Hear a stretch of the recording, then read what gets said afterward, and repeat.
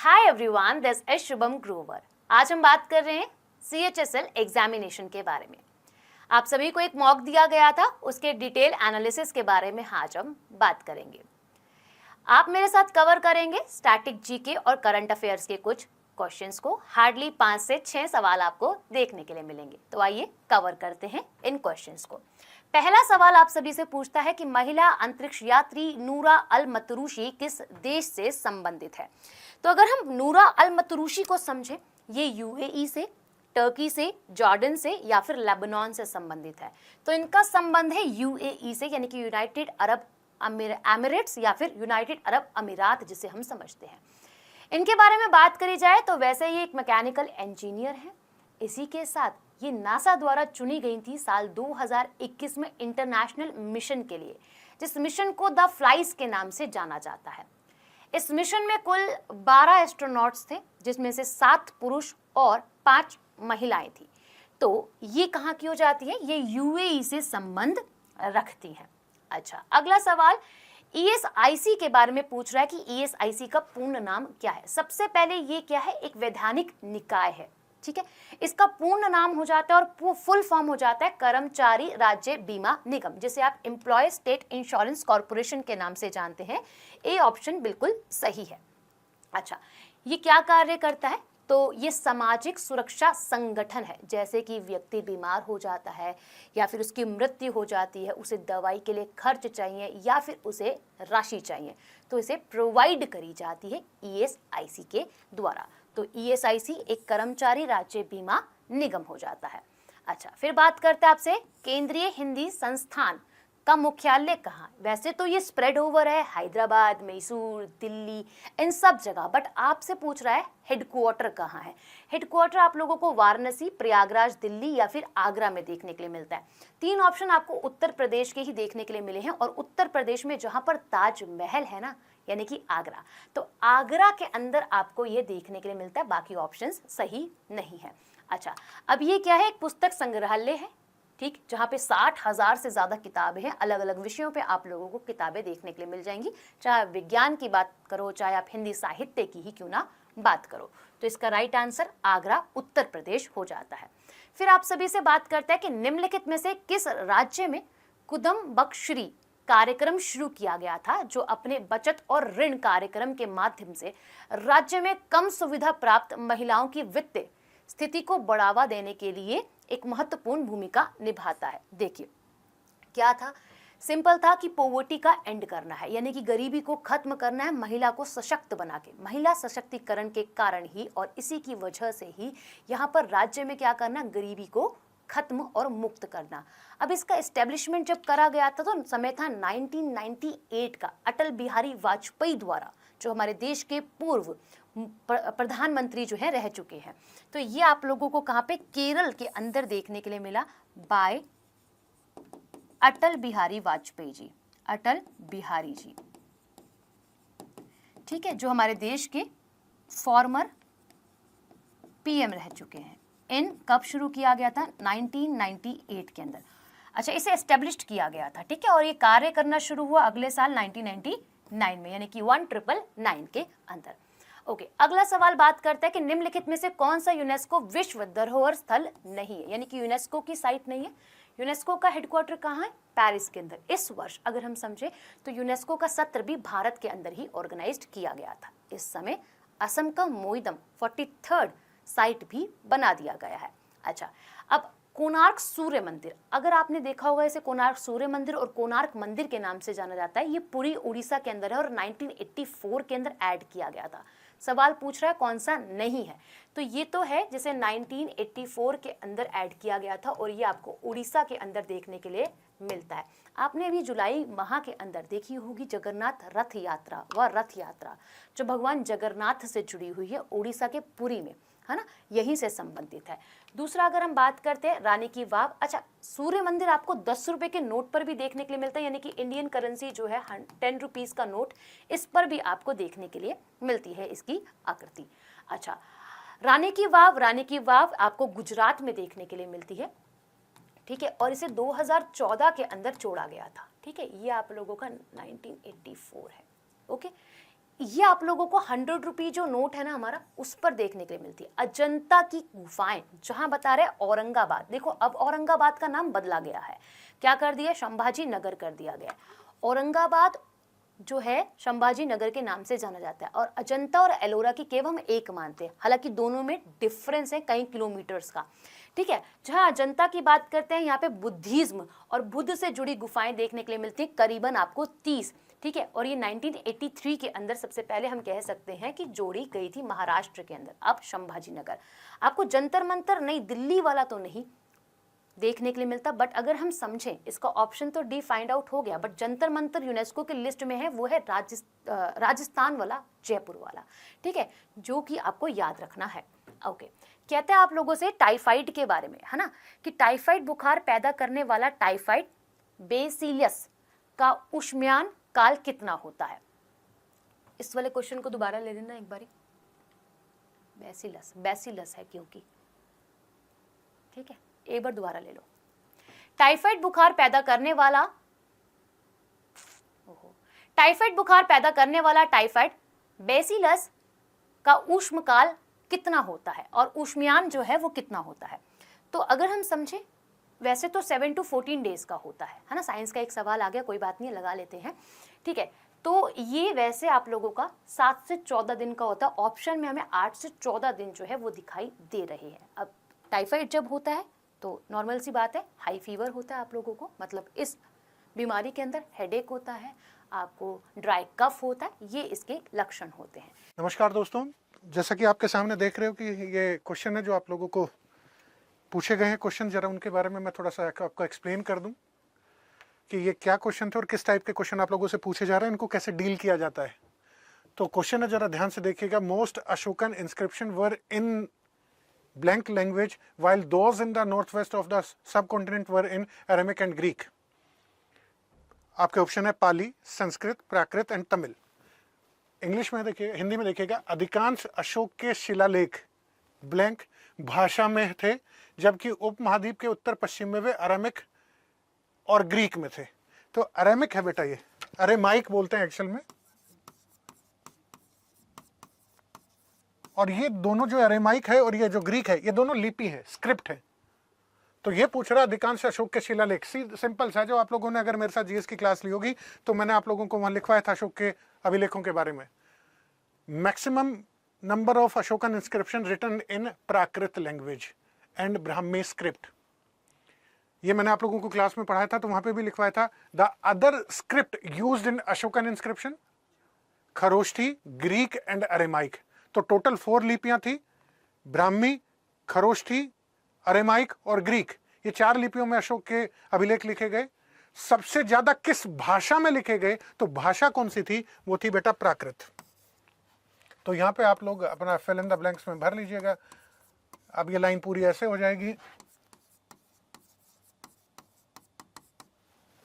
अधिकांश अशोक के शिलालेख प्राकृत भाषा में थे, जबकि उपमहाद्वीप के उत्तर पश्चिम में वे अरामाइक और ग्रीक में थे। Most Ashokan inscription were in the Prakrit language while those in the north west of the subcontinent were in Aramaic and Greek. तो सिंपल सा क्वेश्चन है, थोड़ा सा अगर ध्यान से, बस उसने बड़ा बना दिया तो आप लोग कंफ्यूज हो गए होंगे। बहुत ईजी क्वेश्चन था, अगर आपने क्लास नोट्स ठीक से पढ़े होंगे तो आराम से ये हो जाएगा। क्लियर? तो मैं टोटल स्क्रिप्ट भी लिख देता हूं जो अशोक के अभिलेखों में इस्तेमाल की गई। Brahmi, Kharosthi, Greek and Aramaic.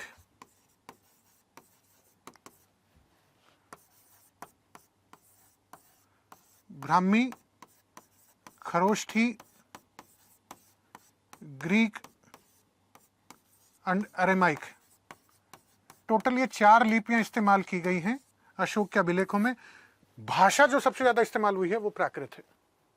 Question को ढंग से करते हुए देखेंगे। नेक्स्ट क्वेश्चन देखिएगा बेटा। The land for the maintenance of a school mentioned in the Chola inscription was known as.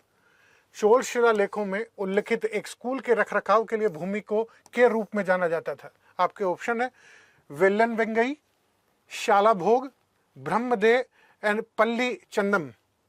तो आपसे क्वेश्चन पूछा गया है कि जो स्कूल के लिए आप लोगों को पता है कि जो चोला जो हमें अभिलेख मिले हैं या चोला लिटरेचर से जो हमें मिली है, उसमें लगभग 400 शब्द ऐसे मिले हैं जो टैक्सेशन से जुड़े हुए हैं। इनमें से टैक्सेशन से देखिएगा तो पहले तो इसका आंसर देखते हैं, शाला भोग। जो स्कूल के लिए रख रखाव के लिए दी गई भूमि थी उसे शाला भोग कहा जाता, शाल भोग कहा जाता था।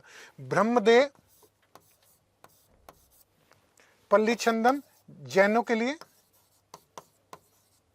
जैन धर्म के लिए जो भूमि दी गई थी। क्लियर? ब्रह्मदेव जो मंदिरों को, ब्राह्मणों को भूमि दान जो दी गया था वो तो होता था ब्रह्मदेव ब्राह्मणों को। और वेलन वेगई जो ब्राह्मणों के अतिरिक्त यानी अदर देन ब्राह्मण जो किसानों के पास भूमि होती थी उसे वेलन वेगई कहा जाता था। Those land which was related with non Brahmanical, जो गैर ब्राह्मण उसके पास जो भूमि थी, गैर ब्राह्मण किसानों के पास जो भूमि थी वो वेलन वेगई। शाल भोग स्कूलों के लिए, ब्रह्मदेव ब्राह्मणों को, और पल्ली छंदम जो जैन धर्म को दी गई थी। तो ये 4 प्रकार की भूमियों के बारे में आपसे पूछा गया क्वेश्चन है। थोड़ा सा ध्यान से पढ़ोगे तो ये भी ठीक हो जाएगा यार। क्लियर? नेक्स्ट देखिएगा बेटा, the temples of Khajuraho were built during which dynasty. अरे सिंपल, ये आप लोगों ने मेरे साथ शायद यूट्यूब पे किया भी होगा कि खजुराहो के मंदिर किस राजवंश के दौरान बनाए गए थे? लोधी, चंदेल, गजनी और गुप्त। सिंपल सा क्वेश्चन है, थोड़ा भी लॉजिक बढ़ाओगे तो आराम से हो जाएगा। तो लोधी व तो वैसे ही तो ये टेम्पल बनवाएंगे नहीं, खत्म ही कर दो इनको। गजनी भूल ही जाओ। तो आपके पास 2 ही ऑप्शन बनते हैं, चंदेल और गुप्त। तो अगर आप लोग मध्य प्रदेश में छतरपुर डिस्ट्रिक्ट है, छतरपुर डिस्ट्रिक्ट में ही पड़ता है कौन? चंदेल।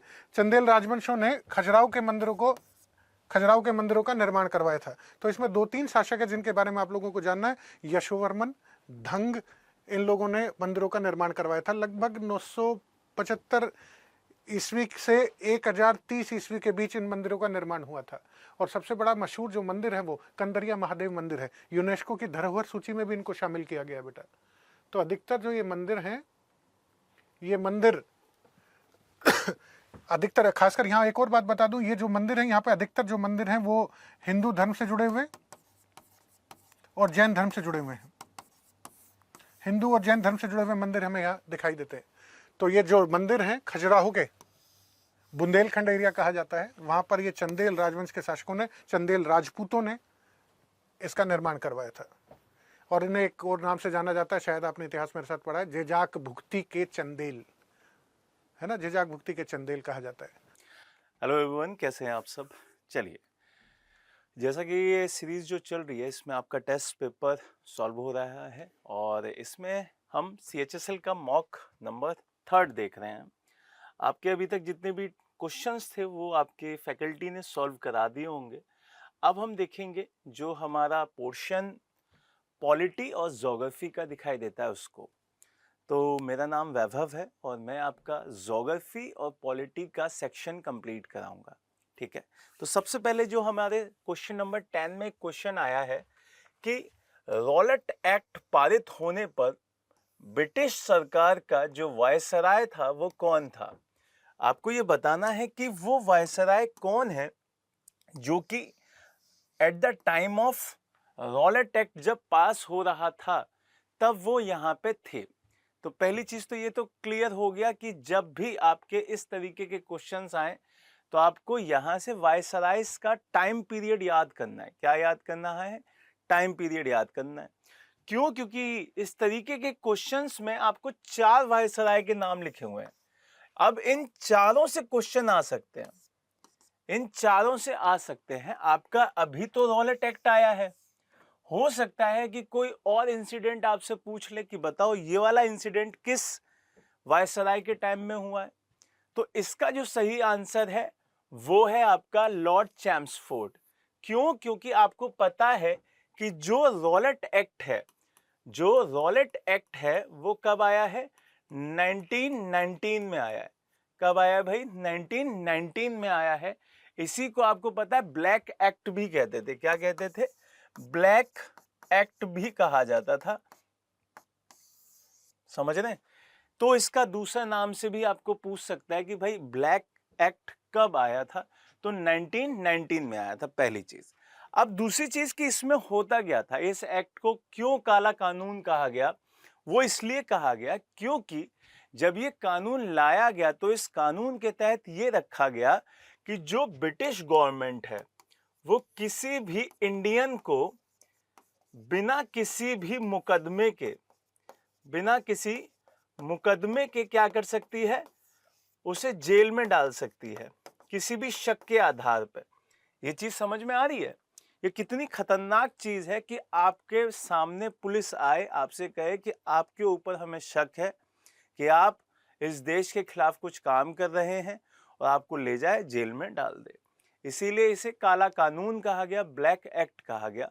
और मेन भाषा में इसका क्या नाम था, रॉलेट एक्ट। और ये कब लाया गया था, 1919 में लाया गया था। ये चीज आपको बहुत अच्छे से याद रखनी है। दूसरा, आपको इन सारे के सारे जितने भी वायसराय हैं उनका टाइम पीरियड भी पता होना चाहिए। तो चेम्सफोर्ड का जो टाइम पीरियड है वो तो आपको पता चल ही जाएगा कि भाई ये जो चेम्सफोर्ड है उसका टाइम पीरियड क्या है। बाकियों का जो टाइम पीरियड है वो कितना कितना है उनको याद करते हैं। देखो, सबसे पहले लॉर्ड कैनिंग की बात करते हैं। किसकी बात करते हैं भाई? लॉर्ड कैनिंग की बात करते हैं यहां से।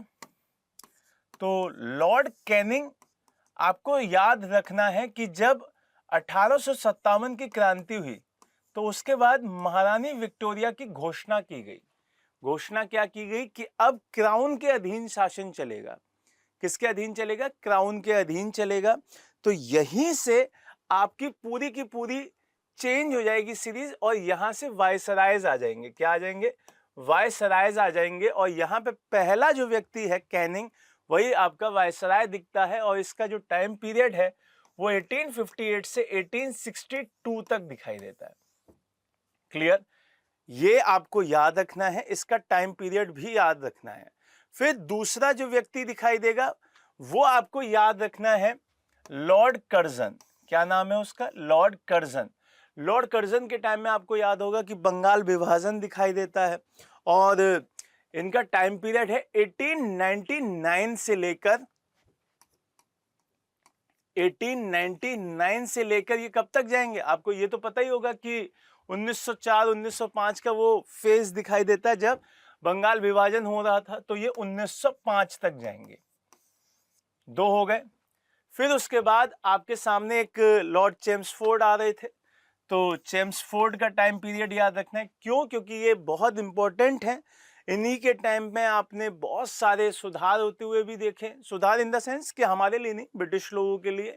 तो इनका टाइम है 1916 से लेके 1919 वाली इन्हीं के सामने घटना दिखाई दे रही है। तो 1916 से लेके 1921 तक। और इसी के जस्ट बाद 1921 में ही आपको एक व्यक्ति और दिखाई देगा जिसका अभी पूछा गया था, वो है रीडिंग। कौन है? रीडिंग। तो 1921 से ये आ जाएगा कब तक? 1926 तक। तो ये चारों आपको याद रखना है। आपको कैनिंग याद रखना है, आपको कर्जन, चेम्सफोर्ड और रीडिंग, ये चारों का टाइम पीरियड आपको याद रखना है। और इस तरीके से आपका इसका जो सही आंसर है वो क्या दिखाई देगा? इसका सही आंसर बी ऑप्शन दिखाई देगा। और ये आपको अच्छे से दिमाग में सेट कर लेना है। अगले क्वेश्चन पे चलते हैं। अगला क्वेश्चन क्या कह रहा है उसको देखते हैं। अगला क्वेश्चन बोल रहा है, लॉर्ड वेवेल ने 1946 में भारत के अंतरिम सरकार बनाने के लिए किसे आमंत्रित किया था? अब यहां पे आपको ये समझ में आना चाहिए कि भाई who was invited by Lord Wavell to form the interim government in India, और वो भी कब? 1946। तो पहली चीज तो यहां से ये पता चली कि हम क्या बनवाने वाले हैं? इंटरिम गवर्नमेंट बनवाने वाले हैं। तो एक बात तो ये पता चली। ये बन कब रही है? 1946 में बन रही है। दूसरी बात, किसके द्वारा इनवाइट किया जा रहा है? लॉर्ड वेवेल के द्वारा इनवाइट किया जा रहा है। अब किसको किया जा रहा है ये पूछा जाएगा। तो इस व्यक्ति का नाम है आपके सामने, डी ऑप्शन पे लिखा हुआ है, जवाहरलाल नेहरू। तो इन्हीं को बुलाया गया था, किसके द्वारा? लॉर्ड वेवेल के द्वारा। तो इसका सही जवाब क्या हो जाएगा? जवाहरलाल नेहरू। तो डी ऑप्शन इसका सही आंसर है। अब इंटरिम गवर्नमेंट की बात 1946 में दिखाई दे रही है। ये बहुत इजी है, बहुत सारी चीजें जैसे आपको मैं देख भी पा रहा हूं, ये सारी चीजें बहुत बहुत बार आपसे पूछी जाएंगी। तो यहाँ पे इंटरिम गवर्नमेंट इंपॉर्टेंट हो जाती है। तो इंटरिम गवर्नमेंट क्यों इंपॉर्टेंट है? क्योंकि जब हमारा देश आजाद होने वाला था उससे पहले वेवेल ने ये प्रस्ताव पारित किया कि भाई आप अपनी ना एक इंटरिम गवर्नमेंट बनाइए, और उसका गठन, उसकी शपथ जो ली गई थी, तो शपथ ली गई थी भाई 2 सितंबर 1946 को। कब ली गई है? 2 सितंबर 1946 को इसकी शपथ ली गई है, और इसका विघटन जो हुआ है वो हुआ है 15 अगस्त 1947 को। 15 अगस्त 1947 को। क्यों? क्योंकि हमारा देश इसी डेट में आजाद हो गया था। तो ये चीज आपको याद रखनी है। चलिए अगले क्वेश्चन में चलते हैं, और उससे पहले एक और चीज मैं बता दूं कि वेवेल के टाइम में ही आपको याद रखना है, जैसे इसका आंसर ये तो हो गया, वेवेल के टाइम में ही आपको याद रखना है कि डायरेक्ट एक्शन डे भी हुआ है। क्या हुआ है? डायरेक्ट एक्शन डे, प्रत्यक्ष कार्यवाही दिवस। ये बहुत बार पूछा जाता है कि प्रत्यक्ष कार्यवाही दिवस किसके टाइम में हुआ, तो आपका आंसर क्या होगा? वेवेल के टाइम में ये हुआ था। क्लियर? चलिए अगले क्वेश्चन पे चलते हैं। अगला क्वेश्चन क्या कह रहा है? ब्रिटिश संसद के किस अधिनियम ने प्रांतों में उत्तरदायी सरकार का प्रावधान किया है? ये बहुत इंपॉर्टेंट क्वेश्चन है। आपके अधिनियमों से क्वेश्चंस बहुत आते हैं, एक्ट से क्वेश्चंस बहुत आते हैं। Which act of the British Parliament provided for responsible government in the province? Province में आपसे लिए पूछ रहा है, और इसका सही आंसर है वो एक्ट जो कि ब्रिटिश गवर्नमेंट ने अपनी लाइफ का सबसे लास्ट संविधान, सबसे लास्ट कॉन्स्टिट्यूशन जो दिया था उसके तहत। अब वो ये कौन सा है? ये कॉन्स्टिट्यूशन माना जाता है 1935 का। ये उनकी लाइफ का लास्ट कॉन्स्टिट्यूशन था हमारे इंडिया में। और ये कब तक चला? ये आपका आखिरी तक चला, जब तक भारत का संविधान बनके तैयार नहीं हो गया। तो इसका सही आंसर क्या माना जाता है? इसका सही आंसर है एक्ट ऑफ 1935। ये सही आंसर है। अब यहां से भी बहुत सारी चीजें आपको देखने मिलेंगी, जैसे आरबीआई, ये यहीं से आया था, फेडरल कोर्ट यहीं से आया था। ये बहुत सारे इंपॉर्टेंट जो अचीवमेंट्स हैं भारत की, वो यहीं से आई हैं। तो भारत सरकार अधिनियम 1935, ये आपके लिए बहुत इंपॉर्टेंट है। इसको आपको याद रखना होगा, इसको भी अच्छे से पढ़ना होगा, इसको अच्छे से आपको याद रखना है। चलिए अगले क्वेश्चन पे चलते हैं। अगला क्वेश्चन बहुत इंपॉर्टेंट है। किसे अखिल भारतीय सेवाओं का जनक कहा जाता है? मोस्ट इंपॉर्टेंट, आपको बताना है कि किस व्यक्ति को अखिल भारतीय सेवाओं का जनक कहा जाता है। तो ये सब जानते हैं कि इंडिया में जितनी भी ऑल इंडिया सर्विसेज हैं, जितनी भी ऑल इंडिया सर्विसेज हैं, वहां पे एक व्यक्ति हैं जिनका नाम है सरदार वल्लभ भाई पटेल। जब आप पुलिस एकेडमी जाएंगे, जो आईपीएस वगैरह की ट्रेनिंग होती है, वहां पे तो मूर्ति भी लगी हुई है इनकी, है ना? तो इनका सही आंसर क्या होगा? इसका सही आंसर होगा ए ऑप्शन, सरदार वल्लभ भाई पटेल। अब बाकी के जो 3 ऑप्शंस हैं उनकी बात किया जाए, क्या उनके लिए भी कोई ऐसा उपनाम दिया गया है? क्योंकि ये तो उपनाम है, father of all India services, ये तो उपनाम है आपका। क्या सर्वपल्ली राधाकृष्ण जी के लिए, लाला लाजपत राय के लिए, लाल बहादुर शास्त्री जी के लिए, क्या इनके लिए कोई उपनाम है? बिल्कुल है। जैसे लाल बहादुर शास्त्री जी को हम शांति पुरुष कहते हैं। क्या कहते हैं? शांति पुरुष, मैन ऑफ पीस। क्या कहते हैं? मैन ऑफ पीस, शांति पुरुष। लाला लाजपत राय जी के लिए पंजाब केसरी कहा जाता है। क्या कहा जाता है? पंजाब केसरी। और आपको ये याद भी रखना है, लॉइन ऑफ पंजाब। क्या कहा जाता है भाई इनको? Lion of Punjab. समझ रहे हैं, लॉइन ऑफ पंजाब। और डॉक्टर सर्वपल्ली राधाकृष्ण जी को आपको याद रखना है कि 5 सितंबर को टीचर्स डे। ये सारी चीजें आपको याद रखनी है। जब आप ऑप्शंस को भी पढ़ते हैं तो और अच्छे से आपका क्वेश्चन क्लियर होता है। क्लियर? लेकिन इसका आंसर ए ऑप्शन सही था। चलिए अगले क्वेश्चन पे चलते हैं। यहां से आपके ज्योग्राफी के क्वेश्चंस हैं, ठीक है, यहां से ज्योग्राफी के क्वेश्चंस हैं। क्या बोल रहा है? विजयवाड़ा किस नदी के तट पे स्थित है? Vijayawada is located on the bank of which river? तो ताप्ती, ब्रह्मपुत्र, कृष्णा, कावेरी, ये 4 ऑप्शन दे रखे थे। जब आप ताप्ती की बात करते हैं तो सबसे पहले आपको तो ये पता होना चाहिए कि विजयवाड़ा पड़ता कहाँ है। कहाँ पड़ता है? ये आंध्र प्रदेश में पड़ता है। एक आंध्र प्रदेश की एक बहुत शानदार सी सिटी है विजयवाड़ा, लेकिन वहाँ की कैपिटल नहीं है। बहुत सारे लोग ये सोचे कि वहाँ की कैपिटल है, तो कैपिटल नहीं है वहाँ की, ठीक है। वहाँ की कैपिटल क्या है? आंध्र प्रदेश की अमरावती। क्या है? अमरावती। लेकिन यहाँ पर वहाँ की बहुत सुंदर सी सिटी है विजयवाड़ा, और ये जिस नदी के किनारे पे है वो है आपकी कृष्णा। कौन सी रिवर है भाई? वो कृष्णा रिवर।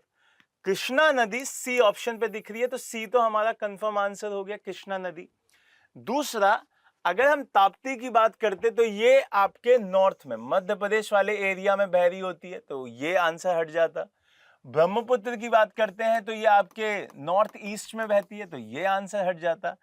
कावेरी आपकी कर्नाटका और तमिल में जो ज्यादा दिखाई देती है, तो ये भी आपका आंसर मेनली कम मानने के चांसेस बनते, इसीलिए सी ऑप्शन इसका सही आंसर था। ये आपको याद रखना है।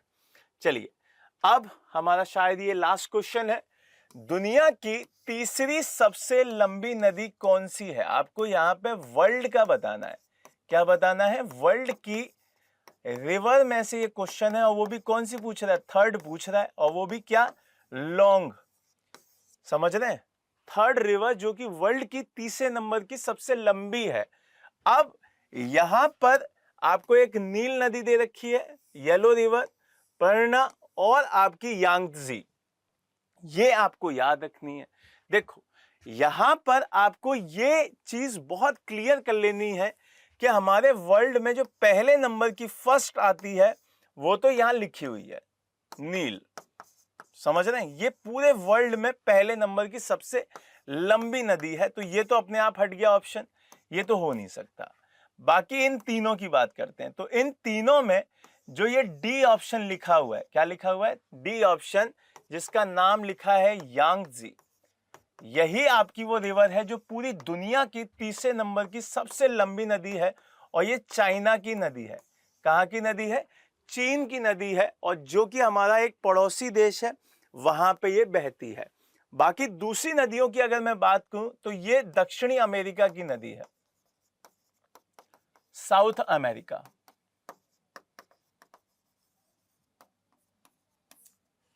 येलो रिवर भी चाइना की ही रिवर है, लेकिन आपको ये बहुत क्लियर रखना है कि जो ये यांगत्जी रिवर है ये वर्ल्ड में तो तीसरे नंबर पे आती है, लेकिन चाइना में सबसे लंबी रिवर यही है।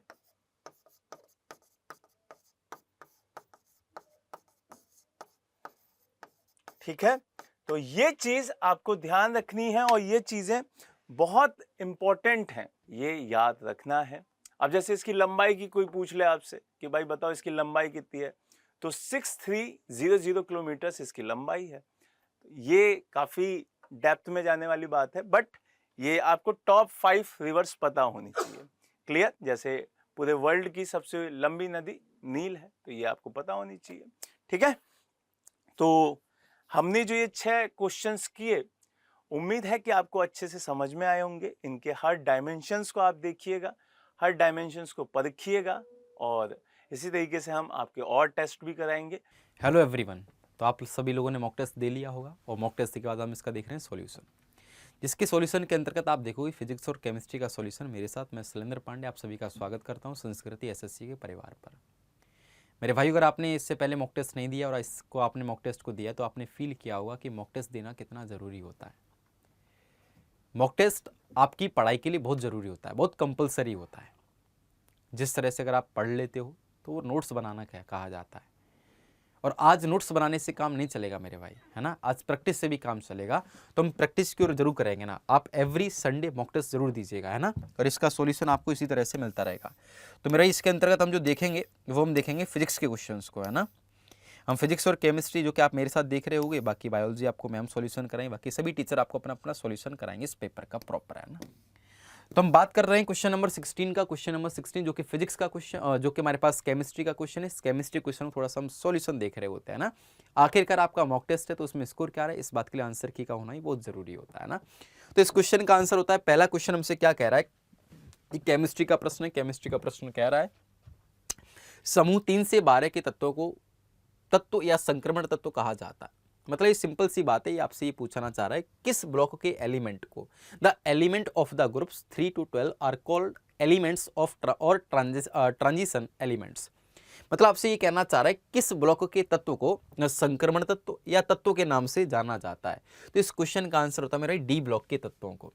संक्रमण तत्व हम किस तत्व के नाम से को जानते हैं, तो इसका आंसर होता है मेरा डी ब्लॉक के तत्वों को, है ना, 3 से 12 तक की श्रेणी के अंतर्गत। जबकि पी ब्लॉक के तत्वों को हम हेलोजन के नाम से जान रहे होते हैं ना, द हेलोजन ग्रुप के नाम से जान रहे होते हैं। तो इसी तरह से हमसे पूछा है ट्रांजिशन एलिमेंट्स किसे कहते हैं, तो इस क्वेश्चन का आंसर क्या होता है डी ब्लॉक के तत्व। अगर अगले प्रश्न की ओर बढ़े तो कह रहा है निम्नलिखित में किससे ग्रह की गति के नियमों का प्रतिपादन करने का श्रेय दिया जाता है। Who among the following is credited with the postulating 3 law of planetary motion. मतलब सिंपल से आपसे कहना चाह रहे फिजिक्स का क्वेश्चन है कि आखिरकार जो केपलर साहब जो प्लैनेट से संबंधित नियम है वो किस वैज्ञानिक ने दिए। तो इस क्वेश्चन की आप हेडिंग को इस तरह से याद रखेंगे मेरे भाई, मेरा माना बजा केपलर्स लॉ ऑफ प्लैनेटरी।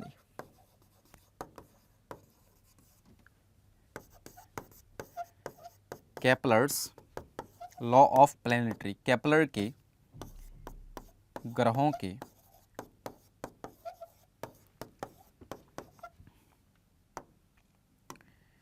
गति के नियम, है ना।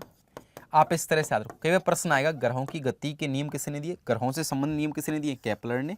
केपलर ने किससे संबंधित, तो आंसर होगा प्लैनेट से, है ना। और कितने नियम दिए मेरे भाई, 3 लॉ दिए थे, first law, second law, third law. First law, second law, third law. प्रश्न कई बार आता है कि केपलर के ग्रह के गति के पहले नियम को और किस नाम से जाना जाता है। तो इस क्वेश्चन का आंसर होता है मेरी लॉ ऑफ ऑर्बिट, कक्ष का नियम।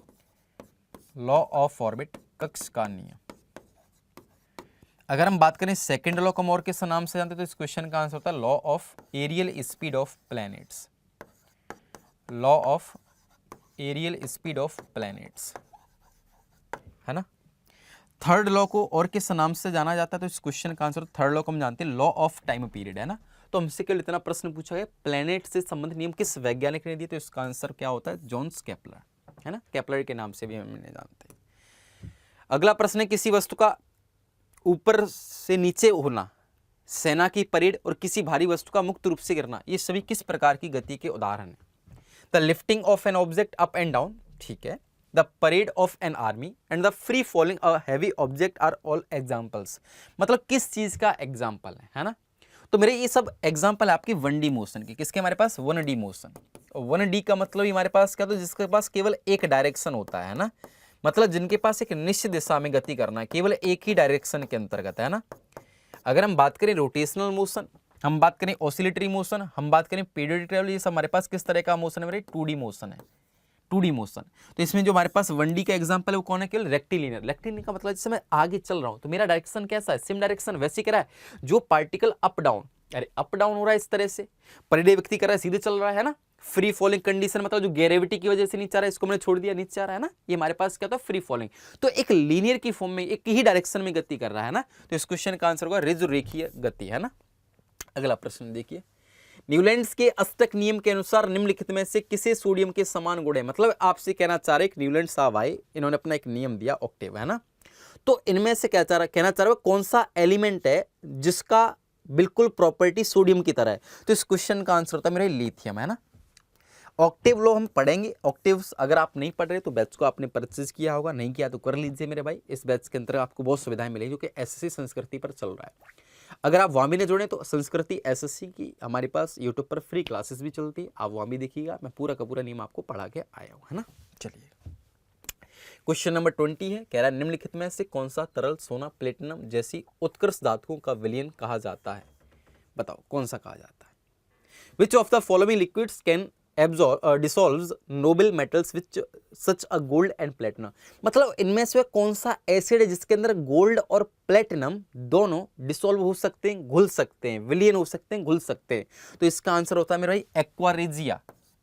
एक्वारेजिया जैसे हम किंग ऑफ एसिड्स, अम्ल राज कहते हैं मेरे भाई, क्या कहते हैं इसे हम, किंग ऑफ एसिड्स, अम्लों का राजा, किंग ऑफ एसिड। भैया किंग का मतलब क्या है, पहले के जो महाराजा लोग थे वो सोना पहनते थे। अरे भैया पहले के झगड़े दो ही सोने के लिए हुए, एक तो इस आपके सोना और उसके लिए है ना, और एक दूसरा इस वाले गोल्ड के लिए, दो ही के लिए झगड़े होते हैं, है ना। या तो किसी पत्नी को देख रहा होगा या इस गोल्ड के लिए, है ना।